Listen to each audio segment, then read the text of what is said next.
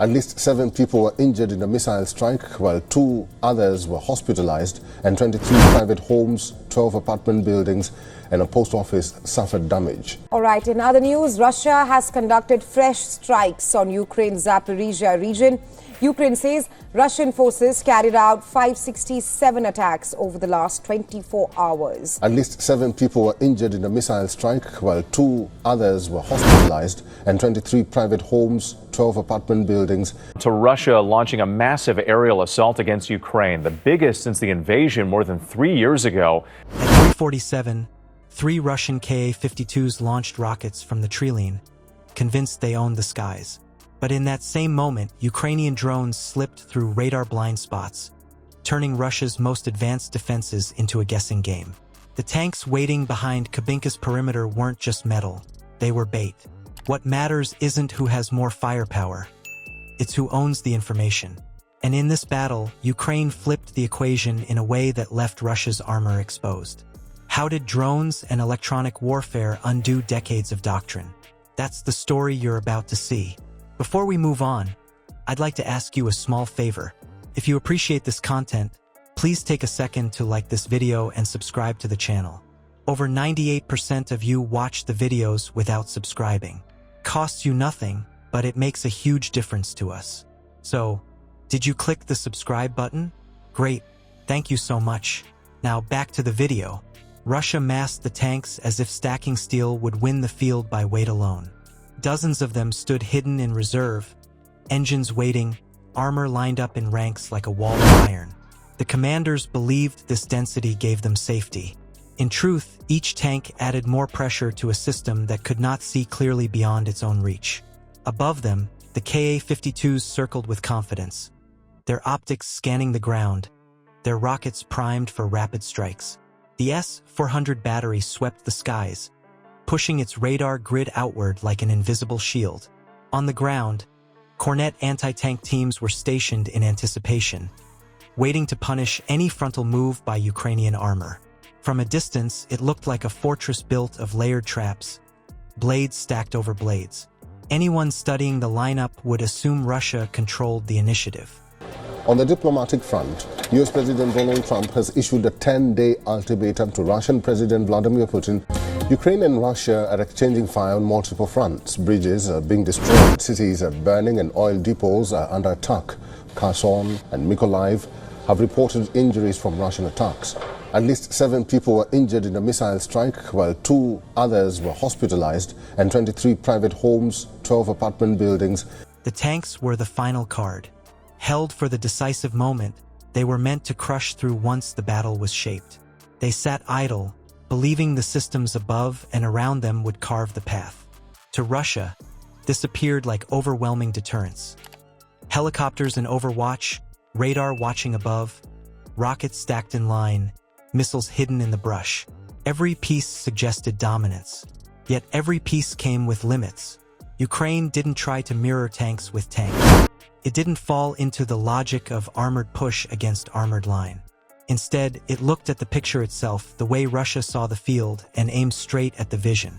You strip the eyes from the machine, and every weapon, no matter how expensive, fights in the dark. That was the calculation of Kiev's planners. Biggest Russian drone and missile attack of the war. Ukraine says Moscow fired 550 drones and 11 missiles overnight. All right, in other news, Russia has conducted fresh strikes on Ukraine's Zaporizhia region.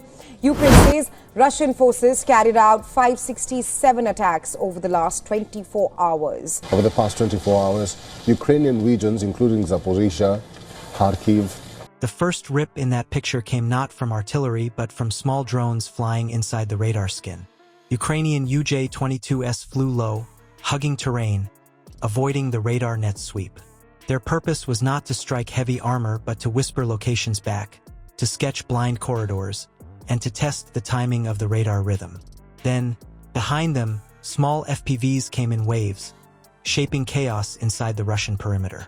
By targeting antennas, relays, and soft vehicles carrying communication gear, these swarms did more than explode. They silenced.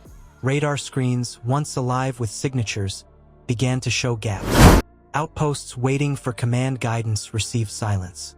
Infantry with anti-tank launchers lost corrections from spotters. The neat picture of order blurred into static. That blur did not take weeks. It hit inside the opening minutes. Phase 1 was not about holding a hill or gaining ground. It was never about flags in the dirt.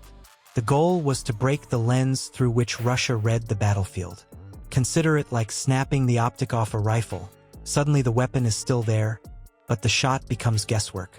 For Russia, the mass of steel they trusted had no eyes left to direct it. Rescue workers say one person died and 26 were injured. To Russia launching a massive aerial assault against Ukraine, the biggest since the invasion more than 3 years ago. To end the conflict, his envoy, Steve Witkoff, is visiting Moscow today. At least 7 people were injured in a missile strike, while 2 others were hospitalized, and 23 private homes, 12 apartment buildings, and a post office suffered damage. Trump added that new sanctions could be imposed on Russia if the war continues.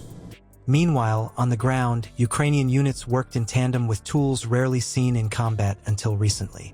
Robot dogs equipped with thermal gear jogged across mine lanes, sensing heat and spotting hidden ordnance.